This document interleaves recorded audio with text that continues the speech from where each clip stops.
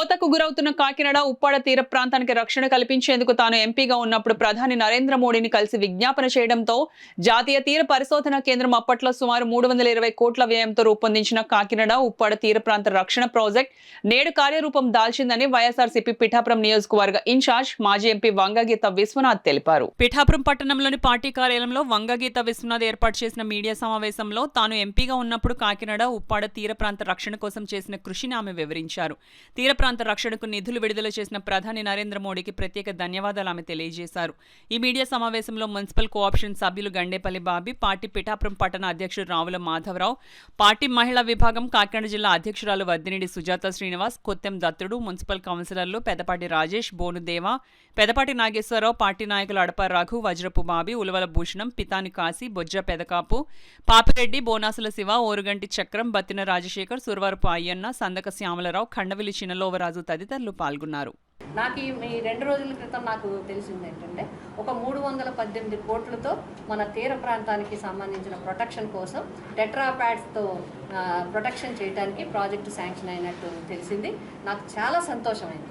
ఎందుకంటే తీర ప్రాంతాన్ని ప్రొటెక్ట్ చేయటం అనేది మత్స్యకారుల జీవన విధానంలో డిస్టర్బ్ కాకుండా ఉండటం, అంతేకాకుండా అక్కడ ఉన్న భూములు కావచ్చు, రోడ్లు కావచ్చు, అన్ని కోతకి గురి కాకుండా ఉండడానికి ఒక ప్రాజెక్ట్ అనేది నేషనల్ డిజాస్టర్ మేనేజ్మెంట్ నుంచి ఈ ప్రపోజల్ శాంక్షన్ అవ్వటం నిజంగా నేను చాలా సంతోషపడుతున్నాను. ఇది ఆ ప్రాంతానికి చాలా ముఖ్యమైన విషయం కూడా. అయితే ఇక్కడ నేను 2 విషయాలు ప్రస్తావించదలుచుకున్నాను.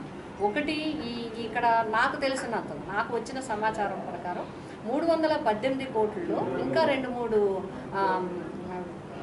పాయింట్స్ కలిపినట్టు తెలిసింది. అంటే పాయకరావుపేట కానీ ఇంకా కోనసీమకు సంబంధించి కానీ నాకున్న సమాచారం ప్రకారం.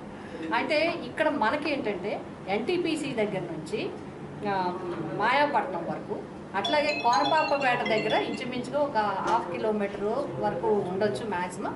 అది రోడ్ అంతా పోయింది, చాలా పెద్ద ల్యాండ్ ఉండేది, అదంతా కూడా సముద్రంలో కలిసిపోయింది. ఇళ్ళు కూడా మొత్తం కోతకు గురైనవి. అక్కడ కానీ మనకి ఏదైతే ప్యాచెస్ ఉన్నాయో ఆ ప్యాచెస్ అన్నీ ఫుల్ ప్లెజ్డ్గా కంప్లీట్ కావాల్సిన అవసరం ఉంది.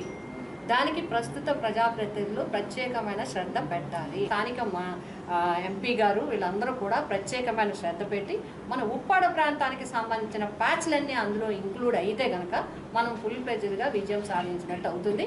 ఆ ప్రాంత వాసులకి న్యాయం చేసినట్టు అవుతుంది.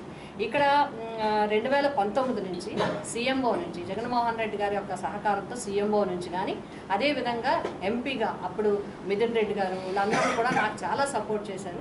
ఆ మంత్రులు అందరూ కూడా ఇవన్నీ కూడా ఆ రోజు టీముని తీసుకురావడమే పెద్ద మంచి మనకి అడ్వాంటేజ్. ఏంటంటే సైంటిఫిక్ టీముని తీసుకురావడం, ఆ సైంటిఫిక్ టీం వచ్చి మొత్తం అంతా రిపోర్ట్ తీసి ఇవ్వటం, దాని ప్రకారం ఈరోజు మనకి ఇవన్నీ కూడా శాంక్షన్ అయినాయి.